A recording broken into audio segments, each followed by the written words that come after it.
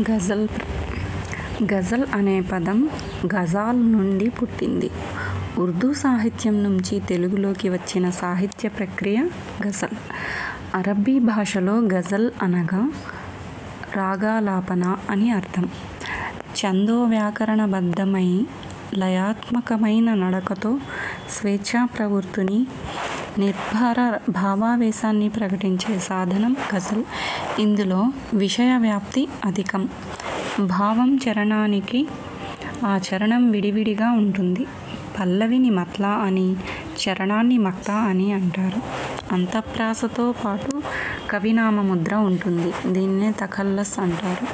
కొండంత భావాన్ని గోరంతలో చెప్పే రసగుళిక గజల్.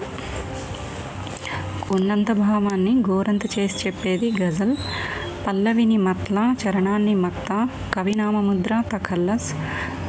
గజల్ అనగా అరబ్బీ భాషలో రాగాలాపన అని అర్థం.